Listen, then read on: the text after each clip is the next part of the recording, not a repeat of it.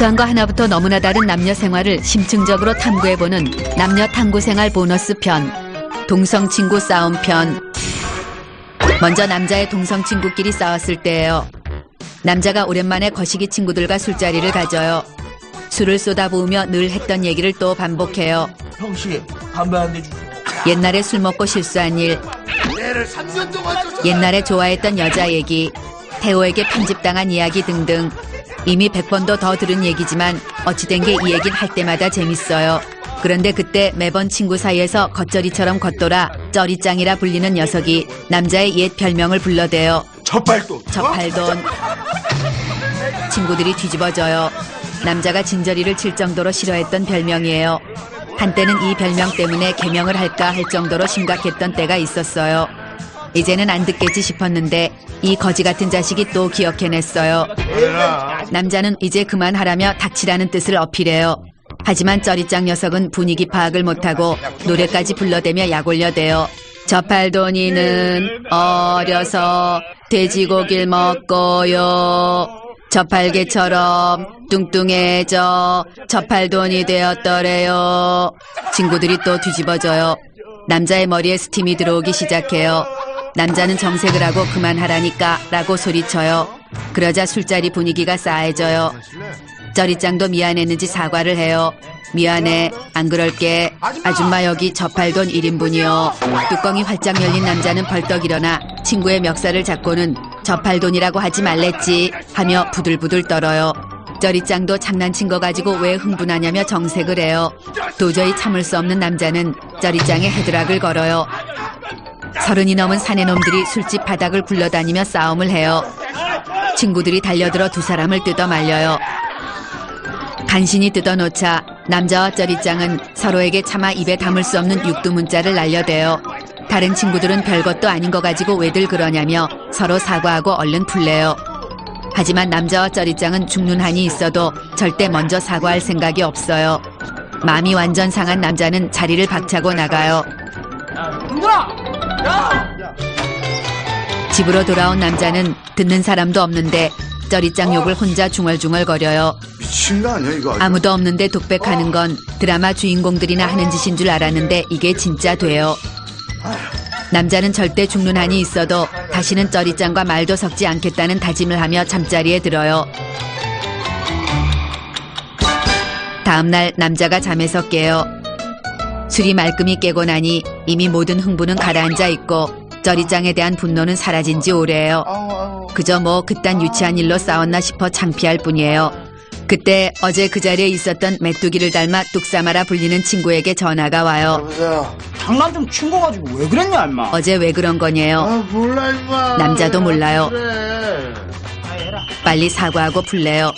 왜? 남자도 물론 그러고 싶지만 마음이 많이 상했으며 아직도 분노가 사그러지지 않고 오히려 활활 타오르는 중이니 니들은 빠지라고 소리쳐요.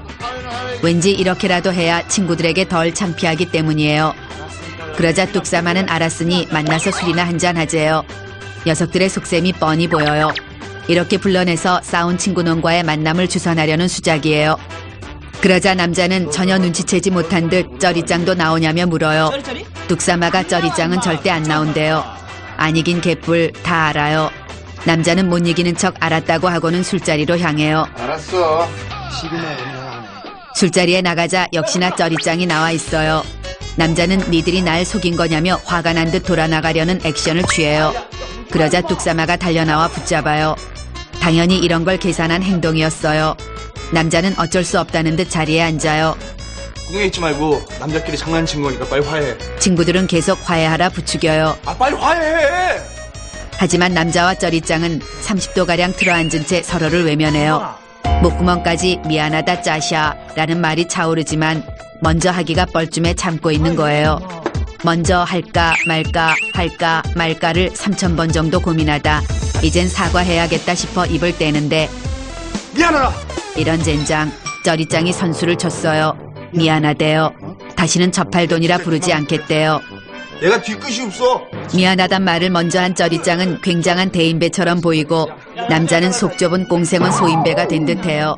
별것도 아닌 거로 싸워서 모양만 더럽게 빠졌어요.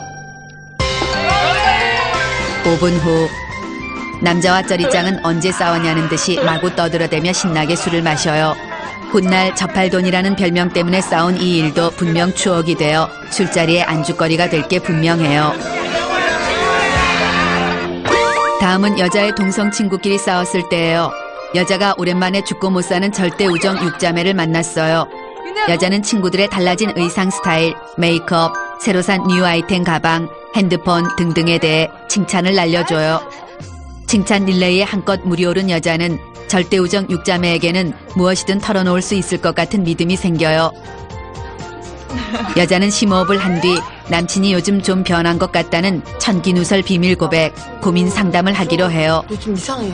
핸드폰도 다 잠궈놨어. 여자의 이야기를 심도 있게 듣던 다정다감 친구들이 남친은 널 사랑하는 것이 틀림없는데 네가 좀 예민하게 반응하는 것 같다는 깨알 같은 조언을 쏟아부어요.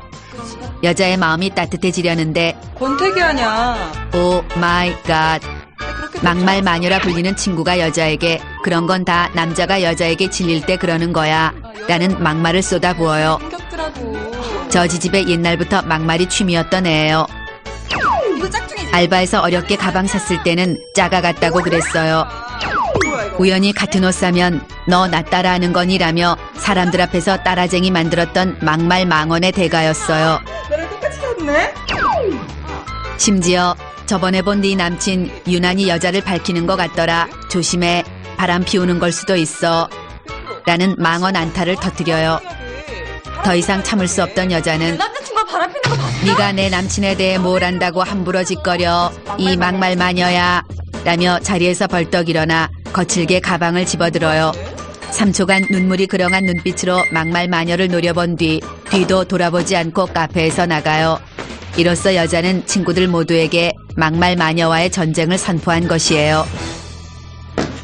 집으로 돌아온 여자는 막말 마녀와의 전쟁을 대비한 내 편 친구 100만 대군 양성을 시작해요. 미니홈피 방명록, 메신저, 문자, 전화, 자신이 이용할 수 있는 모든 통신수단을 이용해 막말 친구에게 대한 자신의 분노와 서름, 이 감정을 함께 공유할 것을 요청해요. 며칠이 지났지만 막말 마녀에게 전화는커녕 사과의 문자 한 통도 오지 않았어요. 시간이 지나자 막말 마녀에 대한 분노는 발효되어 절규의 의지까지 타오르게 해요. 이때 띠링 6자매 문자 한 통이 왔어요. 친구의 생파 모임 공지 문자예요. 여자는 혹시 막말 지지배도 오는 거냐고 물으려다가 자신이 막말 지지배를 너무너무 신경 쓰고 있다는 사실이 자존심 상해 참기로 해요. 가지 말까? 그 지지배는 꼴도 보기 싫지만 그 모임에 가지 않았다가는 내 편 친구들도 막말 친구에게 홀가닥 넘어갈지 몰라요. 무조건 고고싱 하기로 해요. 드디어 막말 마녀와의 2차 대전의 서막이 올랐어요.